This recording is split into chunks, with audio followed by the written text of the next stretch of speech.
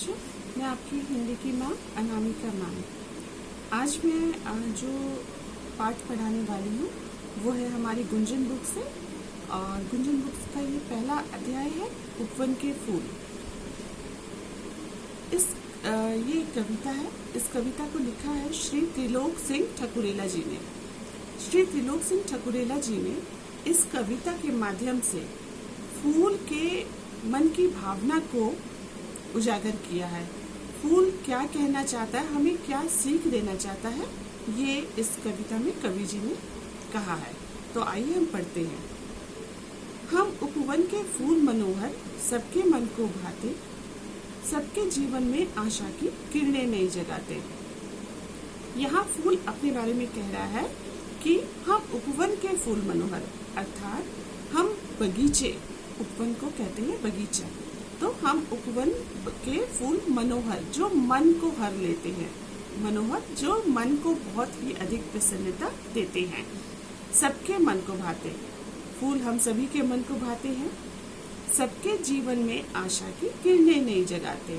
फूल हम सभी के जीवन में एक नई उम्मीद, एक नई आशा की किरण को जगाते हैं।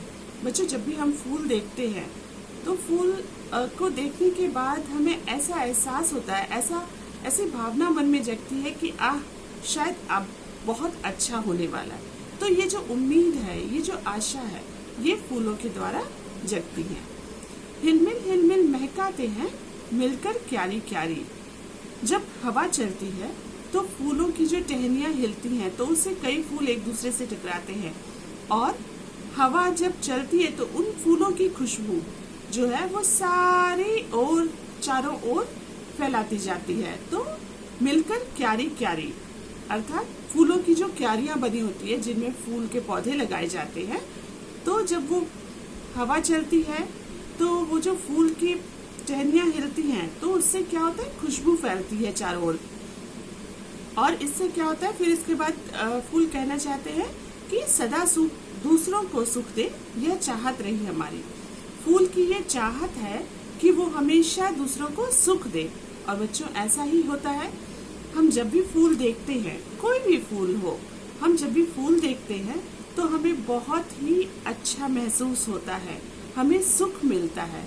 ऐसा होता है ना? तो फूलों की ये जो चाहत है, ये पूरी तरह से हम महसूस कर सकते हैं। ठीक है। कांटों से घिरने पर भी सीखा हमने मुस्काना। फूल कहते हैं कि जब हम कांटों से घिरे होते हैं फिर भी हम मुस्काते हैं। मुस्काना यहाँ पे मुस्काने के माध्यम से कहना चाहता है फूल कि हम फिर भी खिलते हैं, चाहे कांटे हो हमारे चारों ओर। जैसे गुलाब का फूल है, भले ही उसके चारों ओर कांटे होते हैं, क्या गुलाब का फूल खिलना भूल जाता है? नहीं, ऐसा नहीं होता।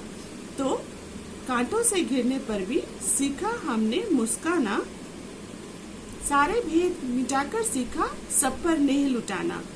यहाँ भेद का अर्थ है भेदभाव। भेदभाव मतलब ऊंच नीच की भावना, छोटा बड़ा, अमीर गरीब, ऊंचा नीचा, ये जो भावनाएं होती है इन्हें भेदभाव कहते हैं। ठीक है। तो सारे भेद मिटाकर सीखा सब पर नेह लुटाना। बच्चों, फूल जो होता है वो, उसके मन में कभी भी ऐसी भावना नहीं होती कि वो अमीर लोगों को अपनी खुशबू नहीं देगा या गरीब लोगों को अपनी खुशबू नहीं देगा। वो हर इंसान, हर व्यक्ति के लिए समान भावना रखता है। तो ऐसी ही भावना हमारे मन में भी होनी चाहिए। ठीक है। तो फूलों ने कहा कि सारे भेद मिटाकर सीखा सब पर नेह लुटाना। नेह मतलब प्यार, और फूल का प्यार क्या होता है? उसकी खुशबू। ठीक है। तो वो सब पे सबको बराबर ही तरह से समान रूप से अपनी खुशबू लुटाते हैं। ठीक है। आगे कहते हैं कवि, तुम भी जीवन जियो फूल सा, सबको गले लगाओ। ठीक है। कवि यहाँ फूलों के माध्यम से, कि फूल कह रहा है कि तुम भी जीवन जियो फूल सा, अर्थात फूल की जो ये भावनाएं हैं जो फूलों ने अपने उजागर की, इन भावनाओं को मन में रखते हुए तुम भी फूलों सा जीवन जियो, अर्थात तुम भी लोगों को गले लगाओ, तुम भी लोगों के जीवन में और लोगों के जीवन में आशा और उम्मीद की नई किरणें जगाओ। तुम भी सबसे मिलो बिना किसी भेदभाव के। इसके आगे कहते हैं सबको गले लगाओ, अर्थात तुम भी फूलों की तरह बिना किसी भेदभाव के सबको अपने गले लगाओ, अर्थात सबसे प्यार करो, सबसे मिलकर रहो। प्रेम गंध से इस दुनिया का हर कोना महकाओ। प्रेम गंध बच्चों, प्रेम एक ऐसी भावना है, यहाँ पे प्रेम को गंध के कहा गया है। गंध मतलब खुशबू। तो बच्चों, प्रेम की खुशबू ऐसी खुशबू है जिसे अगर हम फैलाना चाहें तो हर ओर सिर्फ और सिर्फ प्यार ही रहेगा, सिर्फ और सिर्फ प्रेम रहेगा, ना कोई द्वेष, ना कोई हिंसा, ऐसी कोई भी भावनाएं नहीं रहेंगी। तो यहाँ फूल कहता है कि प्रेम गंध से इस दुनिया का हर कोना महकाओ, अर्थात हमें भी फूलों की तरह प्रेम रूपी खुशबू से इस दुनिया का हर कोना, हर एक व्यक्ति से हमें प्रेम की भावना से मिलना चाहिए, जिससे इस दुनिया से द्वेष, अशांति और ईर्ष्या खत्म हो जाए और हर कोना प्रेम, प्यार और सद्भावना से महके। तो बच्चों, ये थी कविता।